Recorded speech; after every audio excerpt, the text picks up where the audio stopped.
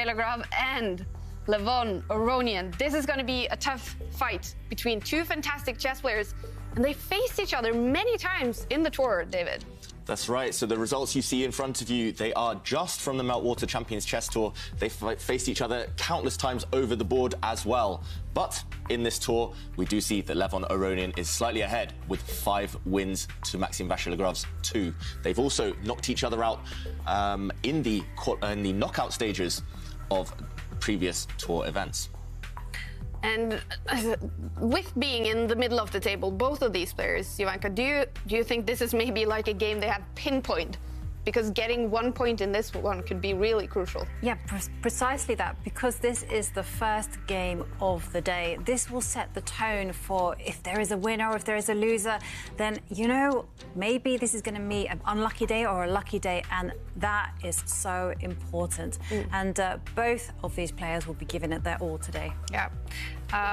We are also talking about, we're talking about all the drama today. We're talking about space, we're talking about so many things, but also childhood, because we are going to get to know Magnus Carlsen's childhood a little bit better later in the show.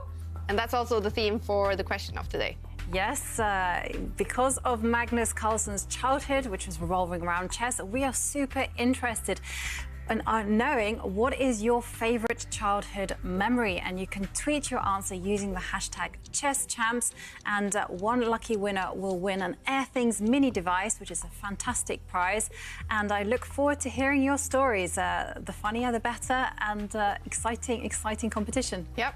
But clock is ticking down to the start of the first round of today. A total of 15 rounds of chess in the preliminaries. We have reached round 11 and 16 players are getting ready to fight. For some of them, it is quite dramatic. For example, Levon Aronian and Maxime Vachier-Lagrave that we will follow. They are both currently qualified, but it is so tight down there. And we see Maxime with the white pieces. So what do we expect, David? Yeah, Maxime with the white pieces tends to be quite predictable. He normally always opens the game with his king's pawn. However, Maxime is also in preparation mode, training mode for the candidates tournament, which starts next month. So there's a bit of a decision for him to make. Does he play his best openings and reveal his secrets to his future rivals, or does he try and throw his future rivals off by playing something a bit different? Maxime Vachier-Lagrave in this tournament has been freestyling a bit. He's been playing some new stuff. And yeah, we've mentioned it before. These guys know each other extremely well. They're good friends. They've played each other hundreds of times in their career. I think there'll be nothing new under the sun for them. And okay, Maxime Vachier-Lagrave, he doesn't stick to his normal openings. He opens the game with his queen's pawn, and Levon Aronian quickly, I mean, he's playing copycat right now, and we see an opening called the London system. Jovanka and I will be very happy with that one, not just because we're from England, but also, Jovanka, you play the London system yourself. Yeah, I have played the London system myself. It's become actually very popular with Magnus Carlsen actually taking up the mantle. I mean, he really adores the system. He plays it all the time, and very aggressively, in fact.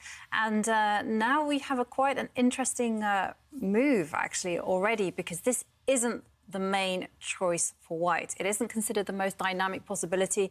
It's much more common to support the pawn in the centre with the pawn that is in front of the king. So definitely something that has surprised Levon Aronian. And Levon taking a pause to consider his options. Yeah, I mean, the London system, we would characterise it as maybe just a very solid opening for white. Usually you can play your first 6-7 moves on autopilot. You always put your pawns in the centre on dark squares. You develop your dark square bishop out in front of the pawn chain. The London system, when I was growing up, it was regarded as a bit of a boring opening, a bit of an unambitious one. But due to the effect of players like Magnus Carlsen, the Russian player Alexander Grushuk, and other top players, it's become a fearsome weapon, and nowadays it's one of the most popular choices, especially in rapid and blitz chess. And with Levon Aronian's last move, bringing his queen out one square, we mentioned Magnus Carlsen popularised this opening with white. This is also something Magnus likes to do with black, so they're very much channeling the world champion with this whole opening. Black's last move, he's preparing to push his central pawn forward in front of his king. This is super solid stuff from both sides. I have to say that white pawn structure is very beautiful, very symmetrical. Rock solid. Yeah. It is totally solid. I mean, but there is kind of one thing to say about Levon's choice. This is actually the most trendiest line at the minute. It's actually considered completely equal. It's, I think, perhaps, from my understanding of this position, there was something slightly better that White could have done in the opening earlier on, just to kind of detract a little bit from this equalising line. But, OK, let's see what Maxime Vachier-Lagrave has up his sleeve, because it could be just a case of Maxime bringing something new to the table. Yeah, so Maxime, not only is he playing an opening that's pretty new to himself, but he's just trying to take Levon Aronian out of his preparation. Levon Aronian, he will not have expected this opening going into today's game. And Levon Aronian spent a bit more time so far than Maxime. Eventually, he did castle the Black King. That's never a bad move in the opening. The Black King's super safe. And Maxime Vachier-Lagrave showing he is feeling ambitious today. He wasn't happy with just the solid opening. He pushes forward in the centre with his pawn. Usually, we don't advise this at home, you know, pushing a pawn forward one square and then pushing it forward another square before your king has castled. Maxime, actually, that's the second time he's moved that same pawn while his king is still in the centre. That's a bit risky sometimes, and that's why maybe we do see the evaluation bar slightly shift to Black's side. But although the computer might slightly favour Black, there are some challenges to solve for Aronian. He has to just deal with that central tension, and now we see a trade of pawns for a natural move. And the pawn move was actually played by Magnus Carlsen himself against Rasmus Svaner. So, OK, he does have some precedent. And now, after the capture, let's see if we're in new territory. Nope, still very much in the realms of theory. This has been played before. Yeah, and we did see a trade of knights there in the centre of the board. White's bishop now is attacked in the middle by the black knight. It will have to retreat. There we go, the white bishop does retreat. And there's a bit of tension with the dark squared bishops right now. They're just looking at each other, and it's a bit of a waiting game. If we bring up the analysis board, we can see Levon Aronian, he's got a big decision to make here. These two bishops, I mean, they're just staring at each other, kind of just playing a bit of a game of chicken here. I think Maxime Vachier-Lagrave, he's hoping that Levon Aronian captures this bishop, because suddenly the white rook is opened up, and this would give white a huge attack. Therefore, Levon Aronian, he keeps the tension. The rook brings itself across, and white sidesteps with the queen. Look at what Maxime Vachier-Lagrave is doing. He's actually opened up the left side of the board for his king, potentially. So now he's super flexible. If he's feeling solid, he'll castle this way. If he's feeling aggressive, he'll castle on the other flank. Wow, that's going to be a huge message to us then when he eventually castles. Yes, and I think we're going to find out that right now, because there seems to be nothing else to do for Vachier-Lagrave apart from castle the king. Look at that, he's thinking about it. Will he go for the aggressive side or the solid side? Yeah, definitely. And in fact, we've reached a position where there's only been 2 games played in the database, and one game, in fact, did go the way that David suggested, where white castled in the opposite direction of the black king. This first game, in fact, saw the dark squared bishop that white has just rearrange itself to a different diagonal to attack the knight. And those are the 2 options that have been in the database. Don't see anything else analysed as well, so I think that's what we're going to see. Yeah, it's a choice. Quite a fresh position here, not too well known. Both players, I think, on their own right now. They'll be freestyling a bit and. Yay! We have aggression. Yes, Maxime, I mean, that last move shows, I mean, he played a solid opening, but now he's going all out for the win. And the reason we say it's aggressive is because with kings on opposite sides of the board, it means both sides will be aiming to attack. White will be aiming to attack on the right side. Black throwing pawns forward on the left side, and we have a great game in front of us. We certainly do. Fantastic. And it's going to be, like David says, about who can open the line up first, because you need to open up lines in order to infiltrate the opposition with your pieces. I mean, you just have to think of it. I always try to, in my mind, have a kind of scenario where I'm thinking about a tower.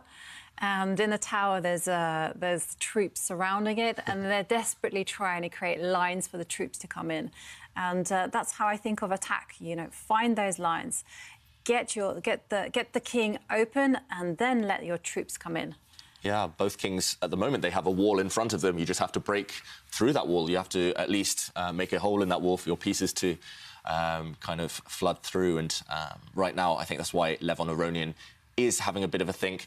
This is just a good practical tip for anyone at home who plays chess. When your opponent does something a bit provocative or something that you didn't expect, that is normally a critical moment. That is when to pause, to have a think and come up with a new plan. Because if Levon Aronian, if he just plays on autopilot and plays a few quick moves, then he might lose the thread of the game. But, OK, he did spend a bit of time. He took the bishops off the board. I'm surprised by that. Now, as we mentioned earlier, White's rook has now opened up towards the black king. So Levon Aronian actually helping Maxime Vachier-Lagrave open up a line for his own rook. That's is playing with fire. Odd decision. Yeah. It wasn't forced either. He could have waited one move. He could have played the move he's just played, developing his bishop, but before trading the other set of bishops, before opening up this line for White. Yeah, I mean, I'm always terrified opening up the opponent's rook towards my king. It's the most aggressive piece. I mean, you could definitely imagine some sacrifices up towards the black king right now, just to open up an attack simply. And maybe there's nothing immediate. It's not a huge blunder or anything, but it's just a very risky decision that could come back to bite him a bit later on. Yeah, I really dislike this decision, in fact. I really don't like the fact that he's opened up the rook. The rook is a powerful attacker. And look at the bishop. The rook and the bishop are working nicely together. And like David says, there is no immediate win or direct attack at the minute. But still, I don't know. To me, it feels like a sign of maybe. And I'm a big fan of Levon Aronian, so it pains me to say this, but maybe Levon isn't on form. Yeah, he did struggle yesterday. He lost 3 games, and he almost lost a 4th game, but getting that stroke of luck in the final round. We do know, I mean, he must have a lot on his mind with this change to America, and probably a lot of reactions, especially maybe in Armenia and the US, of course. So I can understand if he's, I mean, a little bit out of focus in this one. Yes. I mean, that's a kind of a double-edged thing, because sometimes when you have a little bit turbulent private life or something's happening, chess can be like your refuge. Oh, that's true. And it's something that you can just absorb. You have the freedom to concentrate on something and forget absolutely everything around you. In fact, the best results I've ever had personally is when things have been up in the air for me. You know, I've been ill. You know, I remember once I played a great tournament with my ears all blocked and everything was spinning. But when I sat down and looked at the chessboard, I could forget that, and I could forget the pain that I was in and simply just concentrate and enjoy it. So it is a two-way thing. I know that Michael Adams himself has said that when he feels ill or things aren't looking so good in his personal life, that chess is also something that he can just forget, enjoy. Because it must be hard to sit by the chessboard and sort of have 2 thoughts in your head, both sort of what's going on in your life and the position. Yeah, especially in rapid chess, when you only have 15 minutes for the whole game, you can't get distracted for 2-3 minutes with some kind of random, obscure thought, or you can't be singing a song to yourself because you have to fully focus and calculate. And right now, it does look like Maxime Vachier-Lagrave is calculating something at least, because we've seen him before many times. He plays instantly, right? Yeah. He plays by instinct. He'd rather play quickly and confidently than take a few longer breaks and kind of break his rhythm. And right now, it must be because he's trying to find a way to attack. Actually, if we bring up the board, I'm very tempted to suggest a move that probably doesn't work, but maybe it's what Maxime Vachier-Lagrave is thinking about. We did mention we didn't like the decision to allow Vachier-Lagrave this open line. Right now, it's very tempting to play bishop takes pawn to try and get to the black king. The problem right now is that black can recapture with the knight, and the move I was thinking about was to bring the knight forward and suddenly to try and line up the queen with this rook and to try and start attacking. I'm not sure it quite works. It's a huge investment to give up a bishop just for an attack that may or may not kind of pay dividends, but it's what Maxime Vachier-Lagrave is thinking about. If he can get rid of this knight somehow, his attack will be winning. So another idea would be maybe to start pushing this pawn forward just to try and kick away this knight. Another idea, and maybe the one that I'm most attracted to right now, is to just bring the rook up with a very simple plan. Just double up the rooks, stack them up towards the same pawn, and yeah, at least there's one target in Aronian's position that Vachier-Lagrave can aim towards. I think if he plays one of these 3 moves, we will see a huge amount of action right now. But a lot to think about, and Yeah, I'm excited. This is a great start to the day. Yeah. Such an imbalanced position. Well, a very slow start to the day for another one, for Hikaru Nakamura and Anish Giri. They played a super fast draw. Okay. Look at that, Kaya. What's happening? The crystal ball has come out and David has correctly predicted the future. And indeed, you did see the rook move a few squares, and Maxime is getting ready to start doubling up on that line. It's also quite a flexible move because, say something happens in the centre, the rook is actually well placed to join in any form of action there. Yeah, that's right. So White's rook, not only does it look up the board, not only has it cleared space for the other rook to slide over behind it, but the rook does keep an eye on the centre. So a bit of a dual-purpose move there. And wow, Levon Aronian, he pushed a pawn forward. That pawn, we mentioned, it was a bit vulnerable. And now Maxime Vachier-Lagrave quickly, instantly, pretty much, just shuffled his queen up one square. Look at that queen as well, and look at that rook in the corner. They're eyeing up the same pawn. Will we see a rook sacrifice at some point, Ivanka? Yeah, I think White is lining it up. He's lining that up, isn't he? He wants to have it planned. But, you know, every move has consequences. I'm slightly concerned with the fact that the queen has moved herself to a position where she can be attacked. And the first move that I would be thinking of is, OK, let's go for it. You're inviting me to attack the queen, I will do that. My second candidate move would be perhaps just to try to open up some lines in the centre, because they say there is this kind of idea that if your opponent starts working on the sides of the board, you should react in the centre. So those are the two moves that kind of jump out to me for Levon. But he actually visibly looked taken aback when he saw the move. I don't think he expected it, and for it to happen so quickly as well. Yeah, I mean, having played against Vachier-Lagrave, it is a bit disconcerting sometimes, just psychologically, just the speed he plays some moves. He did spend a couple of minutes on that decision to bring his rook up the board, but that queen move on the last turn, he played it instantly. That's a bit scary because it does line up some attacking ideas, and that's why Levon is having a think now. If we bring up the board, we can see the two moves Jovanka is suggesting here.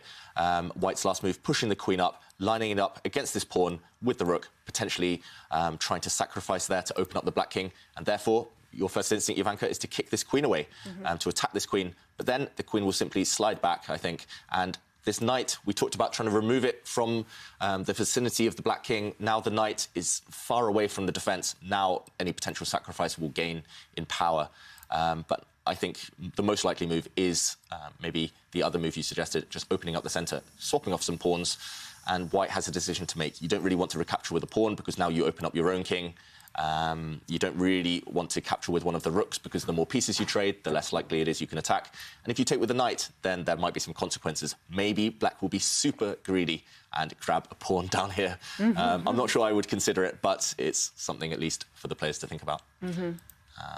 Yeah, I think this is another crucial moment, and that's why Levon Aronian is spending 2.5 minutes already just deciding how is he going to defend against this coming attack. He knows what's coming. It's not easy to find an answer, though. And, OK, bishop takes knight. It makes sense to get rid of pieces when you're on the defensive. Yes, yeah, it does. It does, certainly. If you're feeling the pressure, then, OK, you should kind of simplify the position a little bit. But, you know, again, that is a move that you can't take back. And now you have a different imbalance to consider. You have this whole thing of the bishop against the knight. Which piece is going to be better? And I don't see that black is going to be opening any lines. I mean, the only thing that I can see is a capture towards the centre, and that's it. Yeah. But once the trades start happening, we're going to see a very interesting dynamic where it's all about this open position, whether the rook, queen and bishop can coordinate themselves and create some attacking potential in the centre. And I'm not really sure that the knight is really up to the job. Yeah, I mean, we've seen it in previous games in this event, in the Magnus Carlsen Invitational, actually between Giri and Carlsen, where the bishop just outmatched the knight. When there were pawns on both sides of the board, Giri won that game because his bishop was simply better than the opponent's knight. That being said, there are queens on the board at the moment, and you can imagine if all the rooks come off, then queen and knight are regarded as being a bit more powerful than queen and bishop, because queen and knight, I mean, the knight just works in ways that the queen cannot. And they just complement each other extremely well. So Levon Aronian, he'll be trying to trade off all the rooks. He couldn't actually have taken the rooks off in the last move because White's queen was attacking that rook in the corner. That's why that rook in the corner brought itself across 2 squares. And Very tense position right now. I think it's roughly in the balance. I prefer the bishop slightly, just like Jovanka, but yeah, queen and knight, never underestimate them. Who was it that said they love their bishop yesterday? I think we all love our bishop. Was one player? Levon on the first day, I think he said he likes his bishops. That's it. Bishop pair when they're together. Yeah. Here, there's only one bishop though.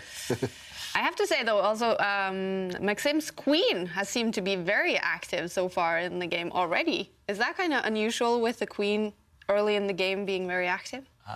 Yeah, I mean, it's rare to see it so hyperactive, moving so many times. Usually you want to move a piece once, develop the rest of your pieces, and normally queens come later. They gain power later in the game when there's more for them to do, when there's less chance they'll get attacked and kicked around. But yeah, you're right, that white queen, she's been exercising, she's been flexing her muscles. And another a little bit strange thing with this game is that Maxim is down now under 10 minutes after 20 moves. And usually after 20 moves, he's on like 16 minutes. He's usually building up time in the beginning. Yeah, that's a rarity, right? Yeah. It must be the nerves of the first round, well, I mean, of the critical day. Yeah, right. Yeah, I mean, also, I suspect that he's not entirely familiar with this type of position. Maxim is kind of famous for having his very narrow opening repertoire and sticking to it quite consistently. And because of the candidates and his preparation there, here he's made a change, and now it's a different type of position. I did wonder whether the queen was going to move herself again, just to centralise. But, OK, Maxim has taken the time out just to secure the king. What do you think about this move, David? Do you think it was necessary? Yeah, I'm not a big fan of that last move. I think it's just a bit of indecision from Vasiligrav. As you mentioned, it just isn't that necessary. Normally, when you castle on the long side, when you castle towards what we call the queen side, you do want to take a step with the king towards the corner just to ensure its safety. But here, there've already been some trades. The king isn't under any direct attack. It feels like there were maybe more important priorities. But it is important for him, right, to move a pawn up or something so that he has an escape square, right? Yes, now that is more important than ever, definitely. But just take a look at this next move, because suddenly the players are kind of gone really creative, because, you know, Maxim moved his king and Levon took a highly unusual step of centralising his king. Yeah. I've never really seen that kind of move played when the rooks and the queens are still on the board. I mean, it's highly risky to me. And Maxim says, fine, I'm going to start pushing pawns in front of my king. So, I mean, it looks quite like a calm position, but still there's a lot of tension, a lot of drama hiding beneath the waters. Yeah. And Maxim taking a sip of water here to get ready for that drama. And I have to say, with the kings on different sides, is this sort of hard to play, maybe because you have to defend on one side of the board and then you're attacking on the other side of the board? Yeah, it's definitely difficult to play these types of positions. That's why the players, they've been a bit tentative, a bit slower with their moves than we'd usually see from them. I mean, yesterday as well with Simon Williams, we talked about a humour in chess with these stalemates. I did like that moment where Maxim, he stepped the white king towards the corner and Levon just immediately replied by bringing the black king towards the centre. And there we go again. The black king steps right into the middle of the board. This is very rare while queens and rooks remain. In the endgame, the black king is going to be better than the white king because the black king will be more active. So if you imagine the queens and rooks coming off the board, the black king is going to be quicker in any race to join the action. But yeah, while those queens and rooks remain, there might be some danger. Yeah, knights, however, are quite good defenders of kings. So that black king, safe for now. It's back to Maxim Vasiligrav to try and find a way to get to that black king before the rooks and queens disappear. Will he keep pushing some pawns? Will he try to maybe re-centralise the white queen, somehow reactivate her on a different diagonal? He chooses to activate his bishop instead. Very logical. That bishop wasn't doing too much. Yeah. I expect to see Levon Aronian try and get those rooks off the board. Yeah, I expect that move as well. I expect him to challenge the white rook and just take the game finally from a middle game to an end game. But OK, I'm really a bit surprised by Maxim's last move, because for me, the natural consequence of Levon Aronian, like moving his king in the centre, I might have been tempted to try to find a way to preserve my rook and queen, just to kind of try to cause some kind of trouble. Maybe actually now I'm looking at the position a little bit deeper. I'm thinking maybe there might have been the point of his bishop move. So the whole idea, if he challenges the rook, then maybe the rook can sidestep and attack the queen.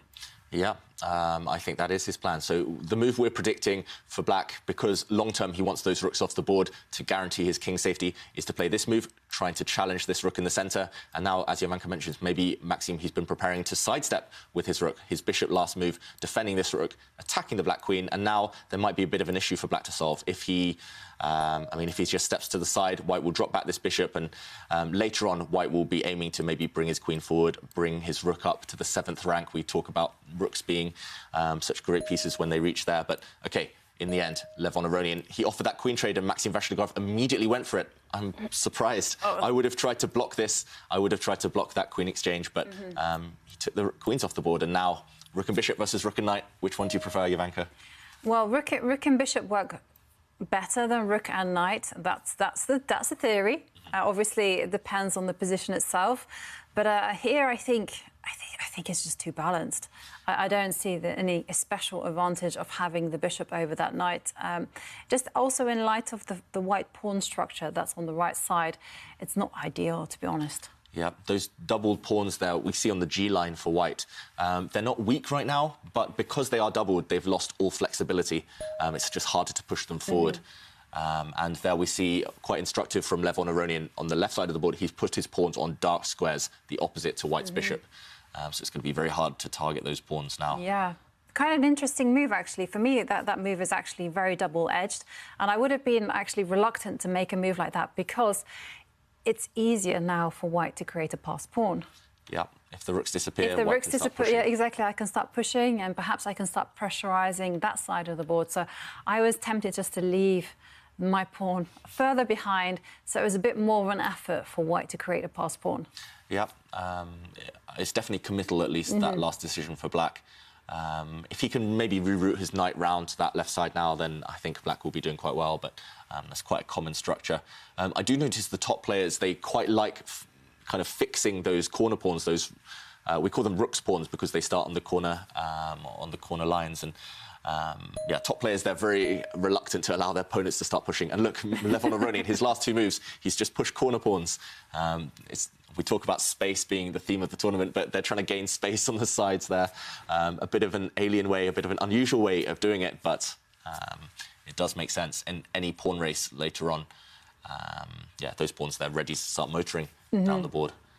Yeah, definitely. Yeah, so roughly balanced, we think, but still room for manoeuvre. Yeah. It will come down to who is the more skilled endgame player, simply. Yeah, who is going to utilise their pawns in a better formation. And I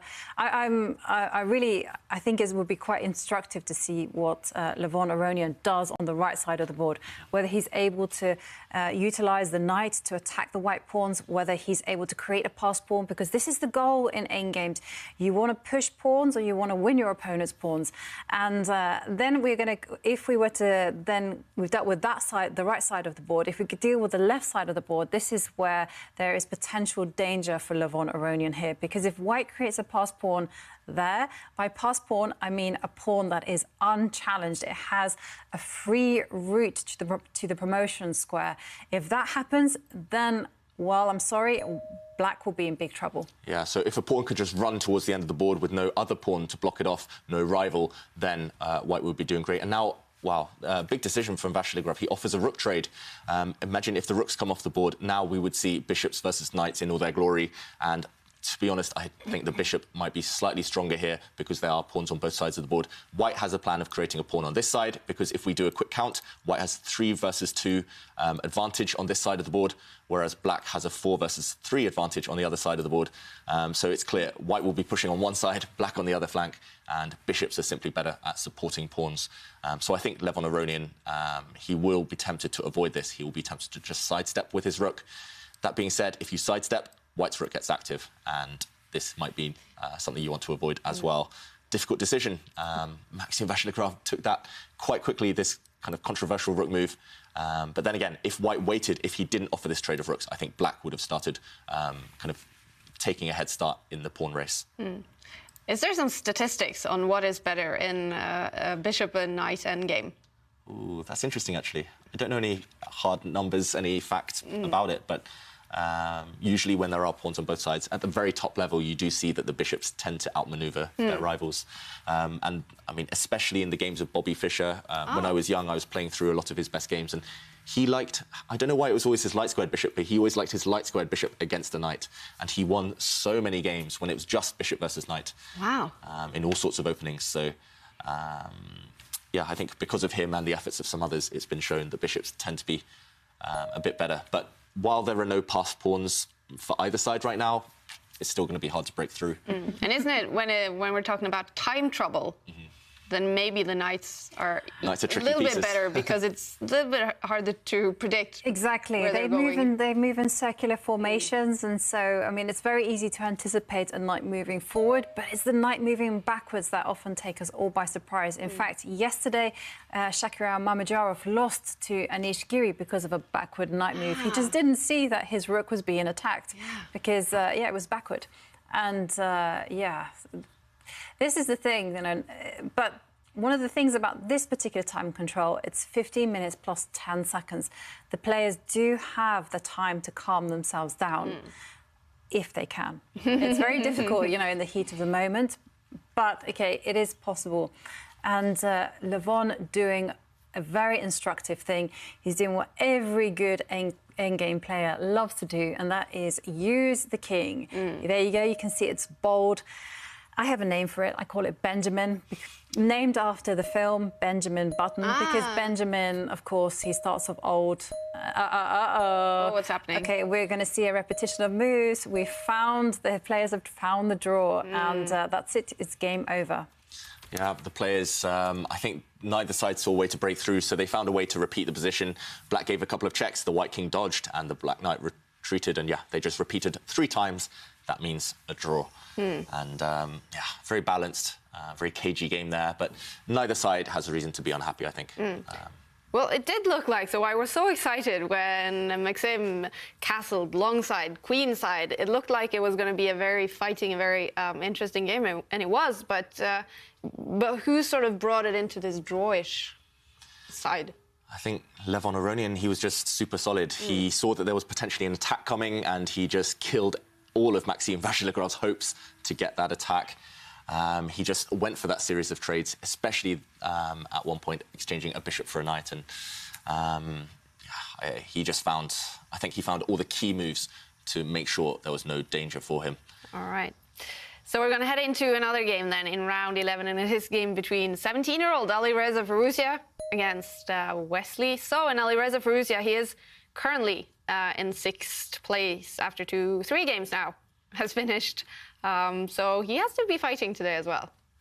Yep, he has to be fighting. And Firouzja, partly because he is so young and full of energy and optimistic all the time, he doesn't know how to play safe and play for those draws. He wants to win every game. And if we look at the current position, the first thing I do all the time when I get to a new position is I do a quick count. White is currently a pawn down.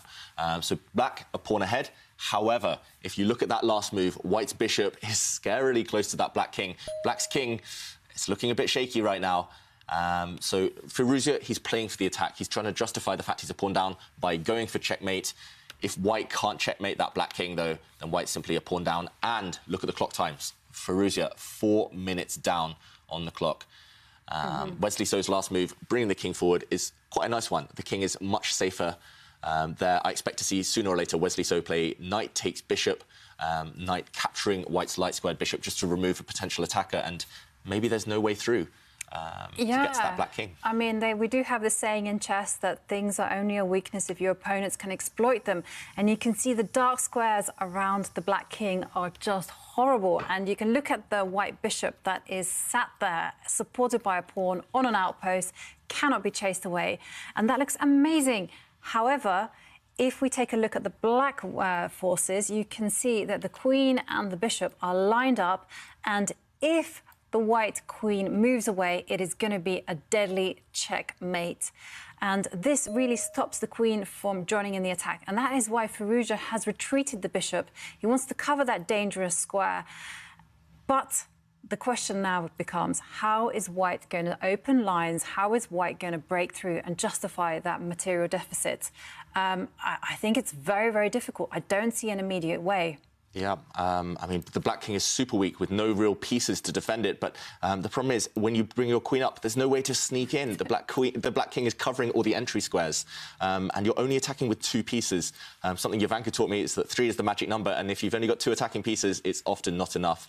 Black now can simply centralize the rook, maybe. OK, instead, he chooses to bring his knight to attack these 2 pieces, to fork these 2 guys. Once the queen sidesteps, Black will just take this bishop off the board, maybe try and remove the queens as well. Wow, Alireza Firouzja doesn't go for that. He is gambling everything on the attack. He's given up his rook for the knight in the centre of the board. Now there's only one thing to do. White has to give checkmate, otherwise he's simply too much material down. He attacks the Black Queen. I expect to see the Black Queen continue being greedy, just capture another pawn, and unless you can get to that Black King, look at this. Black has a rook and 2 pawns just for 1 white bishop. And, yeah, I think that will decide the game. Wesley So, if he's accurate, if he doesn't make a big mistake, should guide this to victory. Yes. Firouzja now just playing for tricks. He's in hustle mode. Yeah, totally in hustle mode. OK, but let's be super calm, David, and maybe we now have now we have time to bring up the analysis board, because, you know, you wanted to take the pawn. Let's take it. Let's take it. And now the whole thing is that Firouzja is going to go for mate. How is he going to do that? With the bishop? Attack the bishop, and now what is Black going to do? Move the queen. Has to do something. Okay, move lots it. of squares. I'll move it somewhere. Yeah, OK. And aren't you playing spoiler? I'm trying to stop your plans. If Black continued being greedy, then maybe White could counterattack, right? Yeah, definitely. Bring the queen up, and there's a huge threat. If Black is careless, then White will play queen takes pawn, using the fact that this pawn is pinned. It cannot capture the queen because of this pin, and this would end up in checkmate. This is what Firouzja is aiming for, but at the moment it's a pipe dream. And if Black is careful, that's why I put the queen on this move, so on this square, sorry, so that it eyes up the rook, it eyes up the bishop, tying down this White queen. And what happens? And what happens in that situation if he goes, take my rook? Go all in, throw the queen up the board. OK, well, anyway... take the bishop, not the rook. Yeah, OK, you take the bishop, not the rook. Excellent choice. Yeah. OK, but anyway, some moves have happened on the board. Let's go back and see what has been played. So Black has indeed grabbed that pawn. So Black currently, the material balance is rook and 2 pawns for just a bishop. So that's a huge material advantage for Wesley So. Firouzja now playing your move. And Jovanka. he's playing the move, yeah, OK, but we know that this, and we've heard David has been very calm and very dispassionate about this. He's just refuted my ideas. Ice water in the veins. And, OK, so we do know that Firouzja is bluffing. Wesley, on the other hand, will never be 100% sure about that. So, and now Wesley has to be super accurate here. He has to. I mean, that's the only move, right? To attack the rook. Yeah, I mean, oh wow, OK, he's, I mean, he's really playing dangerously here. He's taking another pawn. I mean, normally I advocate greed. Greed is good. You can grab pawns, but not when you're about to get checkmated. And here I would be surprised if Firouzja doesn't bring his queen up 2 squares, as we actually just showed a few moments ago. White has one big trick in the position, that's to bring his queen up 2 squares and try to capture a black pawn in front of the Black King. I mean, that's the only attacking idea that I actually see in this position. Firouzja, I mean, he needs to hurry, because if Black starts activating those rooks, it's going to be game over. Or if Black starts pushing those pawns on the left side, it's also going to be game over.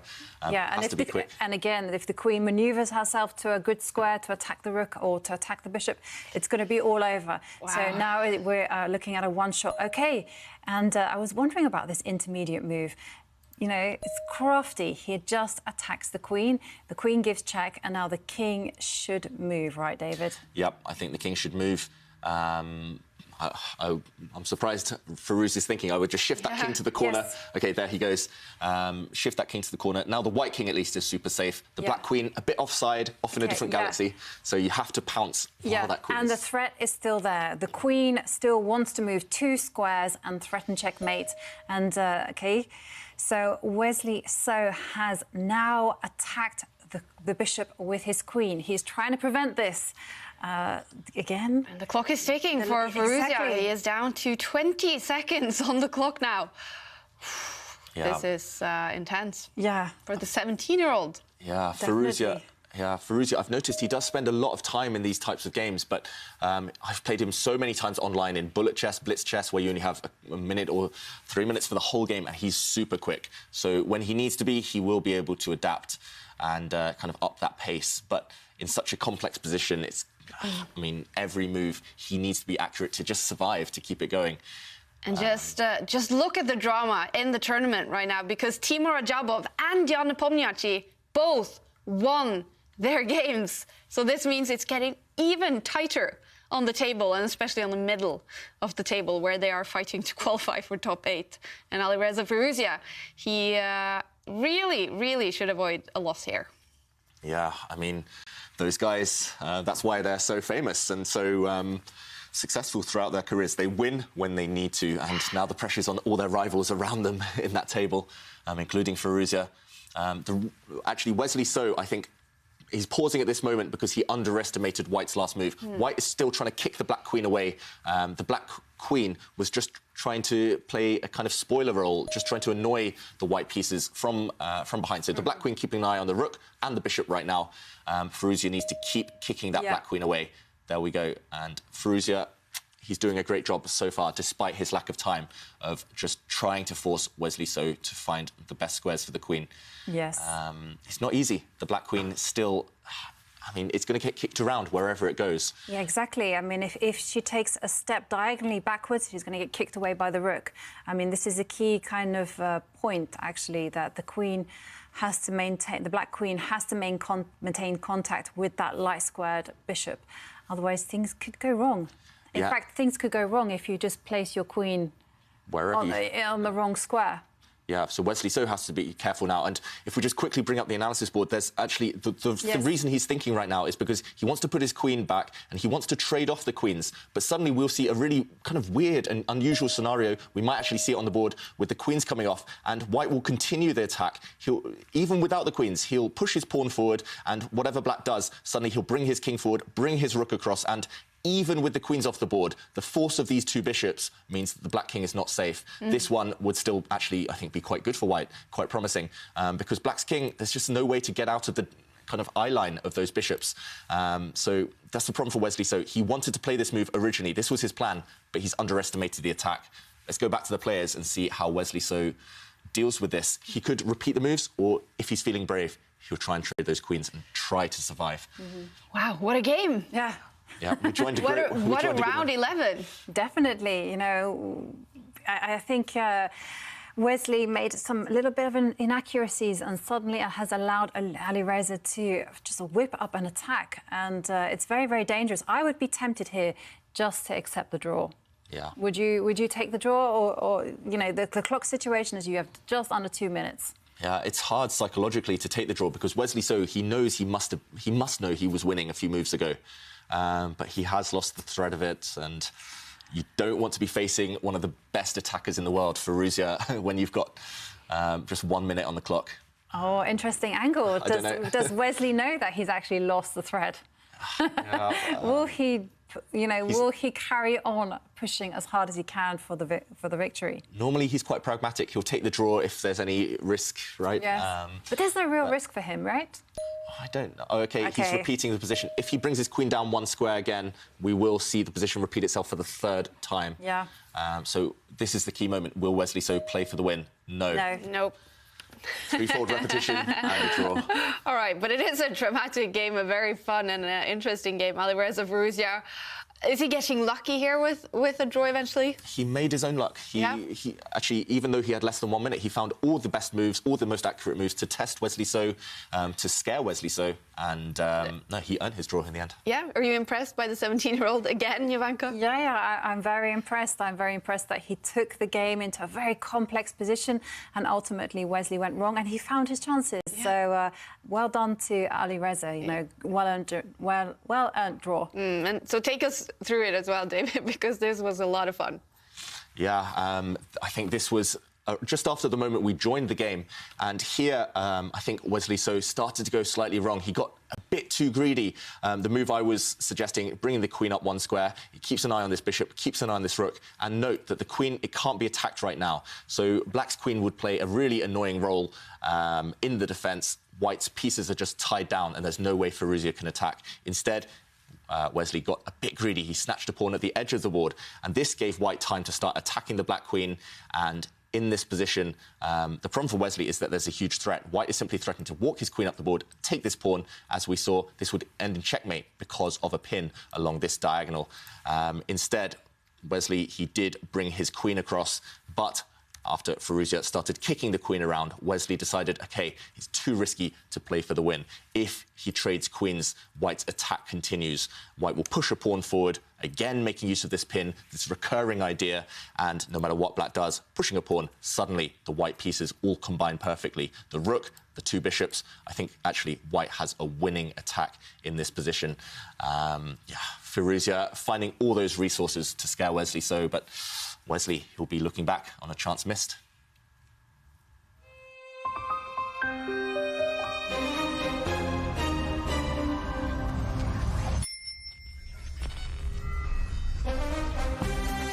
Look at this one. The two finalists from the last tournament in the Meltwater Champions Chess Tour. Wesley So against Magnus Carlsen. This is a big one coming up in the next round. So much fun and drama still to come in today's schedule. We're looking forward to So versus Carlsen. And after that, we're going to be joined by Anish Giri's coach. Anish having a great tournament so far. He's playing Van Forest in round 13. And then we're going to launch the Magnus Carlsen story. We're going to take a deeper look into the world champion's childhood, and then he's facing Dubov, his big rival, in the next round. And we're also looking forward to being joined by Simon Williams after that. A total of 5 rounds of chess today, 15 rounds in the preliminaries will decide who goes through to the knockout stage. We are done with round 11, and wow, what a round.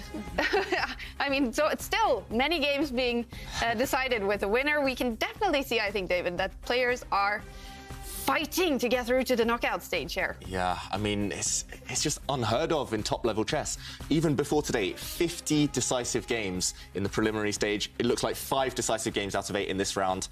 The players, they're not slowing down, they're not letting off steam. I'm so excited, so impressed. And as a chess fan, it's what we love to see. Exactly. Well, so much fantastic chess given by these fantastic chess players. And we, of course, want to involve you guys at home as well in playing chess. A great way to get better at chess is to do some chess puzzles. And we come to day 3 and the 3rd puzzle in Simon Williams' series of chess puzzles.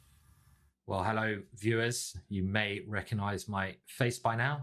Grandmaster Simon Williams here, bringing you your puzzle of the day.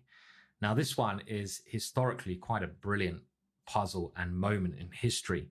It's taken from the last round and even the last move of the 2016 World Championship match between Magnus Carlsen and Sergei Karyakin.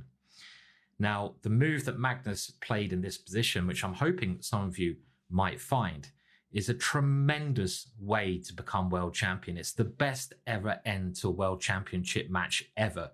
A really sparkling and brilliant move. A lot of commentators actually at the time, I'm not going to name any names, were a bit worried about Magnus's position here, because if White doesn't find a good move in this position, Black is ready to pounce himself with a number of checkmates. Look at the White King, it's very exposed. So it's a very fine line between victory and defeat. But what move did Magnus now play? And remember, you can look at these solutions over on the Chessball site if you want to sort of cheat and go there quickly. I'll be bringing you the answer live in the show later on, and this must have felt so good to have played this move and also become world champion. I can only dream of such things, but maybe some of you out there who are watching this could even be a future world champion. Ooh. All right, well, maybe we're having some future world champions at home. And if you can solve this puzzle, well, then you're well on your way. A fantastic historical game, a historical move made by Magnus Carlsen here. And David, let's remind the viewers what we're looking for here in this fantastic game of Magnus Carlsen's. Yeah, I think in years to come, this will go down in the history books as one of the most important games and most important positions of Carlsen's career.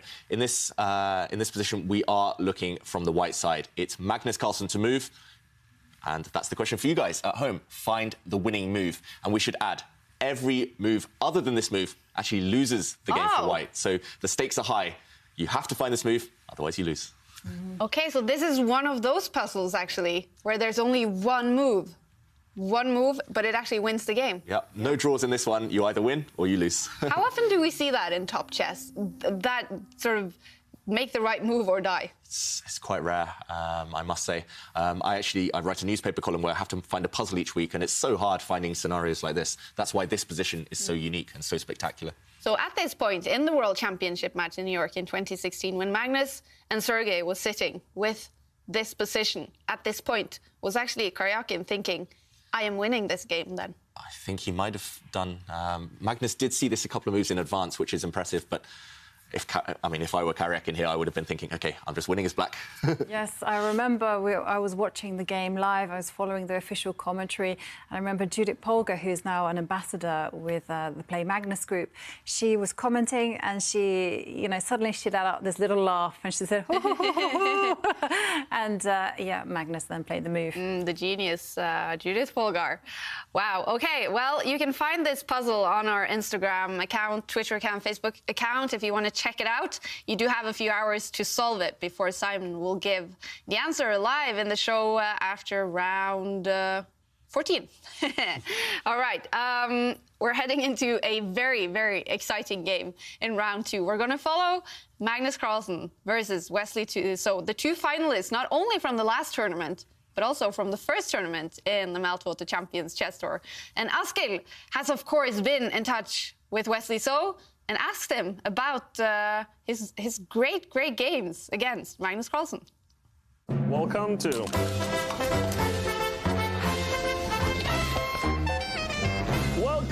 Askild Asking. Speaking of Magnus Carlsen, you've had some great results against him lately, and you also beat him in the Fischer Random World Championship. So I believe actually 3 straight finals you've beaten Magnus Carlsen, including 2 in the Meltwater Champions Chess Tour. How does it feel to now kind of have the upper hand against the world champion?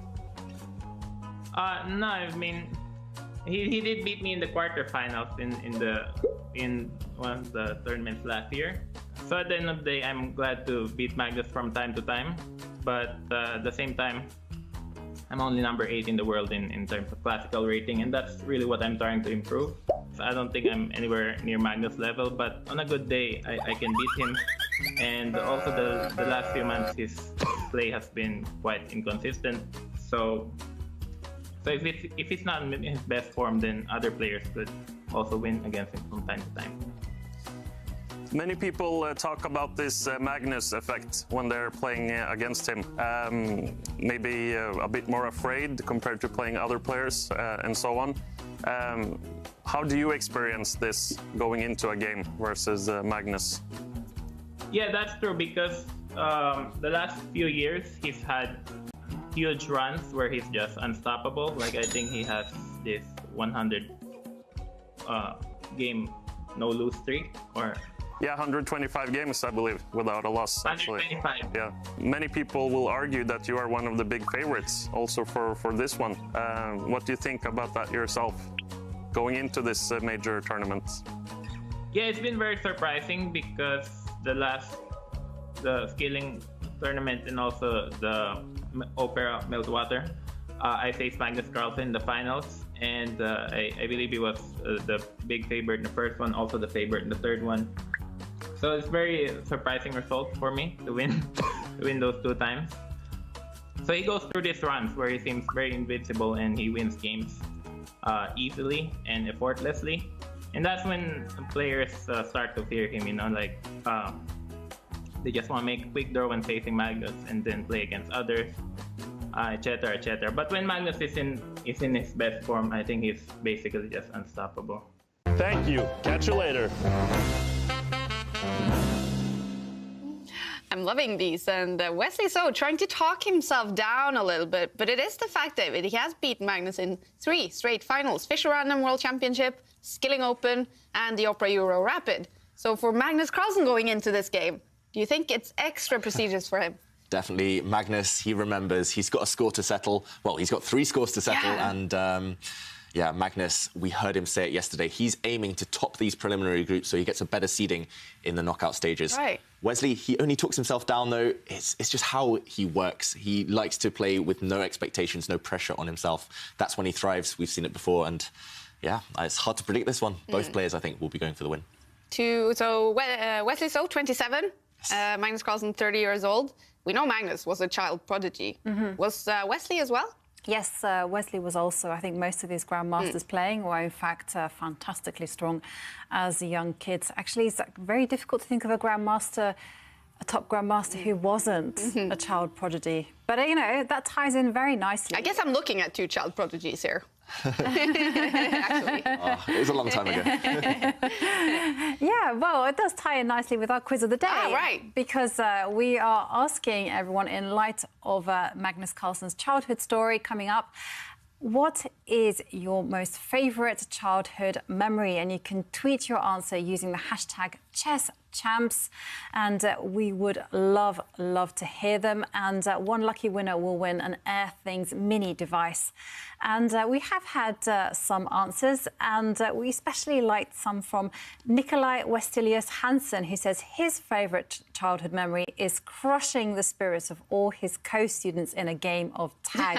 Seeing the joy drain from their faces gave me so much happiness, and it still does. Thinking about it to this very day.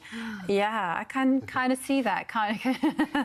And then Omar Tishat, he says, my favourite memory as a child, I remember that I accidentally broke my mum's vase with a well-aimed shot.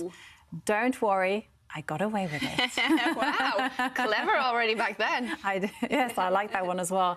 I mean, did you do anything where you broke? And, oh, yeah. Did you get away with it? My dad loved, like, cameras. So he would buy, like, really fancy cameras. And most of them he only had for a day because I broke them. But I actually remember very clearly my first memory. And that was getting blinking shoes. You remember when they came? Sneakers that were blinking. Yeah. Oh, I remember how proud I felt. You were one of the cool kids. Yeah. I felt like it anyways. How about you guys? Yeah, I was telling Ivanka earlier, well, I'm not sure it's my favourite memory, but my earliest memory, I think, was when I was in the car and my mother reversed the car into a wall. And she said, just please don't tell your dad. Please don't tell your dad. Really? First thing I did when I got home, I said, Dad, Mum didn't crash the car today. Oh, no. How about you, Ivanka? I have a vague recollection of my mum doing something similar, but my dad was in the car with us and he was like, no. She was learning how to drive and he was like, no, not like that. And we were like, oops. What is it with British people in driving? Yeah, we're certainly not so great at a few things. Well, it's actually chess players and driving. It's very rare that chess players know how to drive a car. I know that, actually. Yeah, I talked to both Magnus, Levon about this, and they were like, no, I don't have a license. Yeah, I wonder how many of these 16 players actually have licenses. Ooh, I'd be surprised if it's more than 5. Yeah. All right, well, they are good at one thing, and that is definitely playing chess. We had such a fantastic round 11. Let's take a look at the results from the first round of today. And once again, more than half the games ended up with a winner. Fantastic. Jordan van Forest, wow, this is a big one. He beat Daniil Dubo. So Dubo now in trouble on the table. Magnus Carlsen starting off with a great win against Alain Pichot. Timur Rajabov, super important. He beat David Anton. And as well for Sergei Karyakin, a very important win against Niels Grandelius. Nepomniachtchi, super important for him as well, beating Shakhriyar Mamediarov. And then let's take a look at the standings.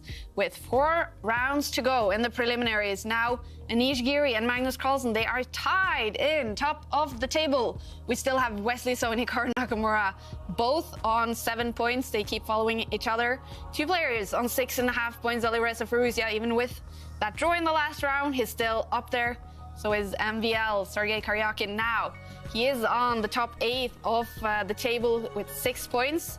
And then we have 3 players with 5.5 points. And it is 3 extremely good players. So this is going to be a tough fight, I guess, David, among these three players. Yeah, it looks like at least two of them will miss out. Daniel Dubov as well in 11th. He might have lost, but he still has a chance. Those bottom 5 players, however, Shakhriyar Mamedyarov, Grandelius, Van Foreest, Anton Pichot, it does look like they will need a bit of a miracle to, well, they just need to start winning and praying now. Yeah, so tight in the middle of the table. And I have to say, we could have mentioned both Dubov, Nepomniachtchi, Radjabov, Aronian as favourites before the tournament, definitely to get to the final. So to see them down there fighting, I mean, what's going through their heads now, Joanka? Yeah, they're in a completely unusual position. We've never seen them like this before. Certainly, they'll be thinking about their mission, which is to qualify. They need to get to the knockout stages. Perhaps out of all of them, the only one who I can see being pragmatic about it is Radjabov, because he has qualified by virtue of winning the Air Things Masters into the tour final. Right, yep. But the rest of them, they really are very motivated, and they also need to get those tour points in order to qualify to the next tournament. So, yeah, they will be trying everything they can. And we do know it's not only about the bottom of the table or the middle of the table, I mean, but also top of the table, David. Magnus Carlsen said to us yesterday he wants to be on top of the table because it is a big advantage going into the knockout stage. Yep, it's a big advantage. It's also a badge of honour, especially between those two rivals where they're constant banter, Carlsen and Giri. I think Carlsen wouldn't mind if it was anyone else, but if it's going to be Giri, he wants to end up ahead of him. And, yep, if you do end up at the top of the table, you get to choose the colours in those tie-break games in the knockout stages. That's so important when the margins are so small. That's a huge advantage. The clock is ticking down to the round 12 out of 15 in the preliminaries.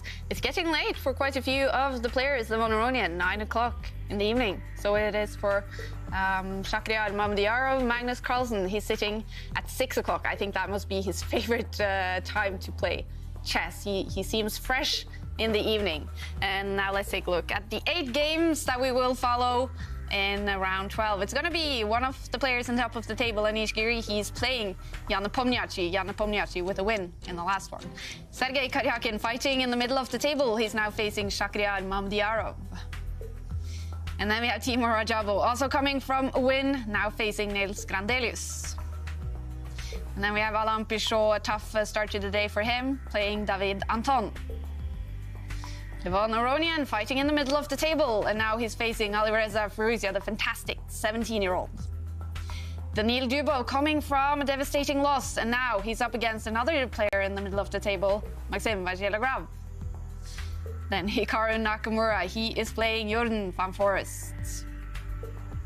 But the game, of course, we're going to follow this game between Wesley So and Magnus Carlsen. In the last tournament, in the preliminaries, Wesley So, he beat Magnus Carlsen in the first game of the tournament. So, David, these are actually the score between them in the Champions Chess Tour. Yep, that's right. In the Champions Chess Tour, they've played each other, remember, in 2 previous finals. And Wesley So is ahead. He not only won those 2 finals, but he's also beaten Magnus Carlsen 7 times in the tour. Magnus only winning 4 of those games. Yeah, it's very rare to see anyone with a superior head-to-head record with Magnus. Yeah. I mean, Wesley has just been extremely impressive. He seems to up his game against the stronger opponents. And we see Magnus, he's already ready. He's looking forward to this game. He wants revenge against Wesley So, who's played fantastic against him so far in the Meltwater Champions Chess Tour. Nerves are getting big for quite a few of the players as they are fighting to qualify for the knockout stage. Magnus Carlsen, he's feeling safe in top of the table. Wesley So is also feeling quite safe, but this is an extremely prestigious battle, and we see Wesley So is entering with the white pieces, and we know Wesley So is fantastic with the white pieces. Yep, that's when he's most dangerous. We saw it before in the final of the Opera Euro Rapid, where he actually utilised most of his recommendations from the chessable course that he recently made about pushing his king's pawn forward. He used that and beat Magnus Carlsen several times. Here, however, he starts with his queen's pawn. So no chessable course today. Maybe he will have hoped that Magnus and his coaches were spent kind of the whole last night watching that, and he has served with the other hand. He has played his queen's pawn forward, and now we see something called the Slav defense. So White offered the queen's gambit, offering a pawn at the early stage. Magnus Carlsen says, no, I'm not going to take that pawn in the center. I'm going to maintain my space, The Slav is known as a super solid defense. So what has Magnus learned from his encounters with Wesley in the Champions Chess Tour, the Meltwater Champions Chess Tour? He'll have learned a few things. Firstly, to do his opening research, because often when he struggles against Wesley, it sounds simple, but he's just getting bad positions out of the opening, especially with black. And I think he will know that he maybe just needs to play a bit safer, a bit more solid. Well, David, you mentioned about the game being solid. I think the game is going to take the most solid way, well, possible. Yeah, we've seen something called the exchange Slav, and because the pawn structure is symmetrical, it's actually a very, very dry position. I mean, it has become trendy because there is a very slight advantage for white, and it can be incredibly dangerous in the right person's hands, but it's not the most ambitious approach. Yeah, it's not the most ambitious approach. Certainly until the last few years, it was regarded as, from the white side, as just being a way to play for a draw. However, in recent years, there are some ideas for white. Everything's symmetrical, but white does have the extra tempo. White starts first, therefore having the extra move does give you a way to maybe obtain a little bit of pressure. You get your pieces to slightly better squares than the opponent later in the game using that extra move. So here we see a completely symmetrical position. Will we see Magnus continue to play copycat? I will note as well that these players, they've played the Exchange Slav. They've played against each other in the Exchange Slav before, and I think Wesley So did win. This was a few years ago now. Yeah. But yeah, I mean, Wesley, sometimes in the preliminary stage at least, we see him play safety first chess, especially when he's in those qualification places. Yeah. Whenever I see this opening, I'm always reminded of my very basic general stereotypes for amateur players. I kind of have it by country, and I've noticed that Germans, if you play a German amateur player who's maybe not as quite high rated as you, and you play this opening, you will almost always get this particular variation on the board. Now we see Magnus having his lunch, he's eating some noodles.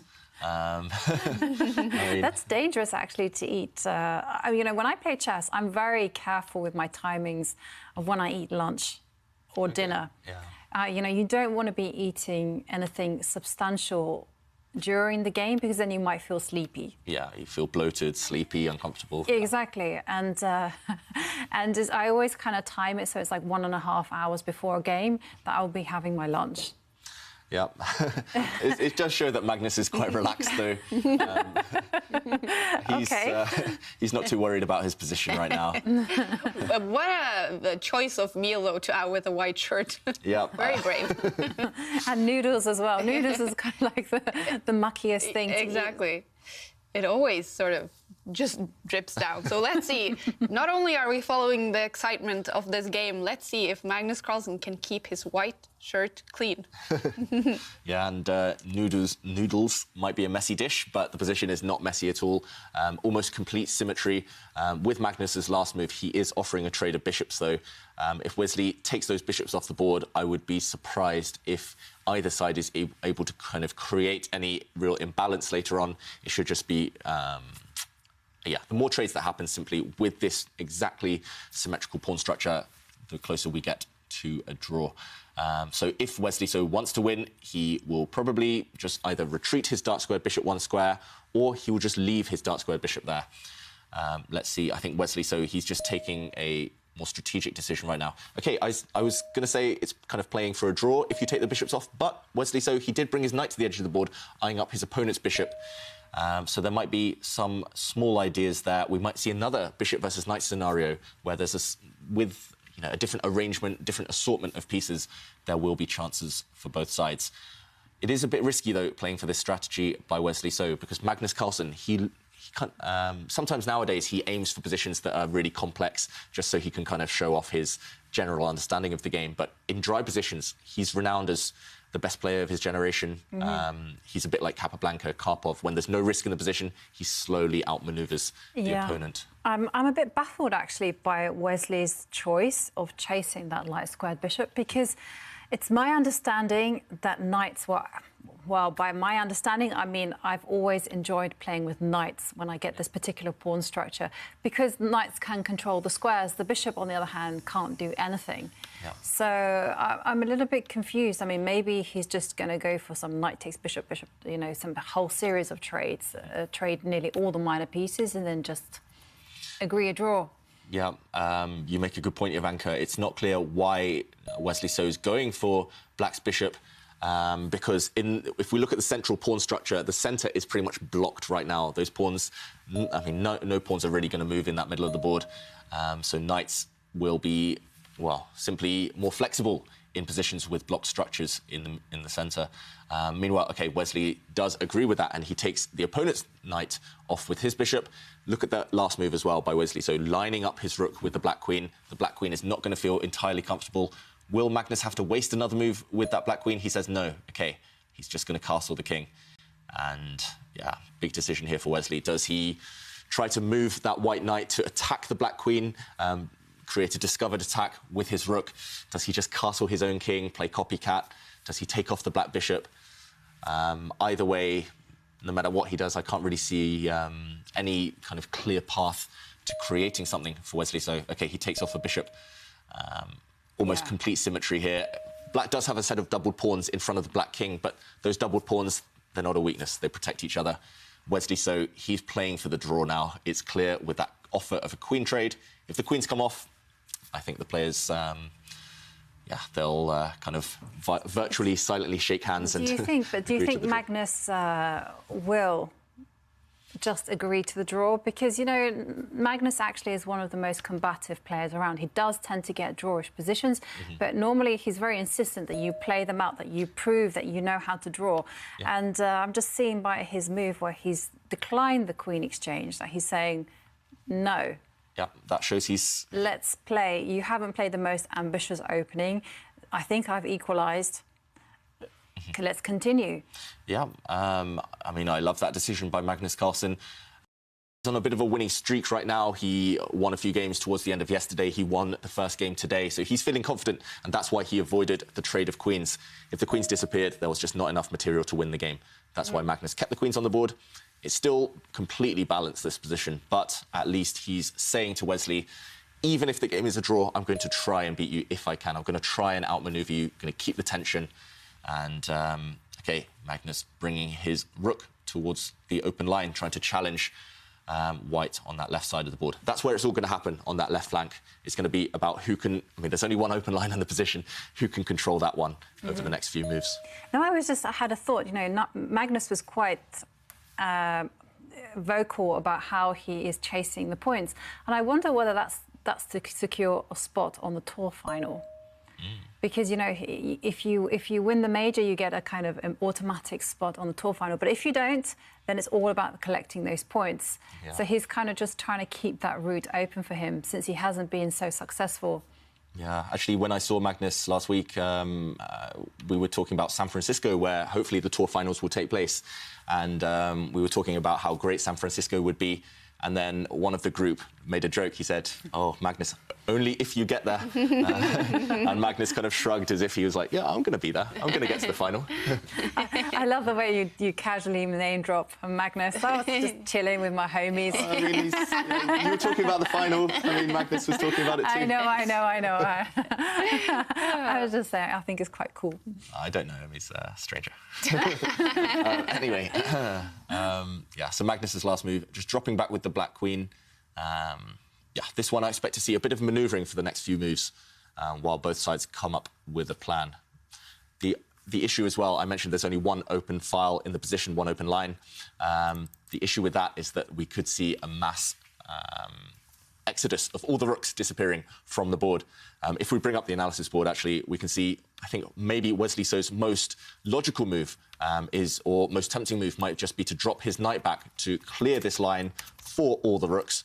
And we might actually just see rook takes rook, and a situation like this, not necessarily in this move order, but once all the rooks leave the board, white could also try and force the queens off using this open line. And if the queens and rooks disappear, the game is guaranteed I mean, it's just destined to be a draw, simply not enough material left. So if Wesley So drops his knight back, Magnus Carlsen, I think he'll try and avoid this if he can, or at least delay it. He will try and bring his knight forward. OK, Wesley So instead just bringing his rook up. He's aiming to line his two rooks on this c-file. And there we go. Magnus Carlsen copying that. Look at this. The rooks all taking control over the same line.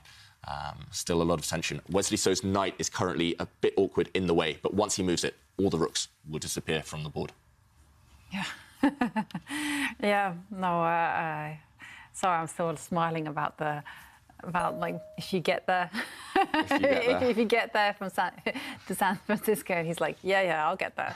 No worries. But what a thing. I'm going to keep singing that song about San Francisco now in my head. Which one? I'm not going to... Don't make me sing. If you're going to San Francisco, be sure to wear... Yeah. Oh, I hope we get to go there. Open up, world, open up. Yeah, and one thing has opened up, and that is the line of all the rooks. Now, Magnus, he is showing ambition in this game. He's trying to create some small imbalances if he can. He pushed a pawn on that right side, just gaining a bit of space. Now Magnus leaping forward with his knight. Black's knight slightly more active than the opponent's. This one still roughly in the balance. It's just difficult to create something here for Magnus Carlsen. It's difficult to avoid all these trades. Yeah,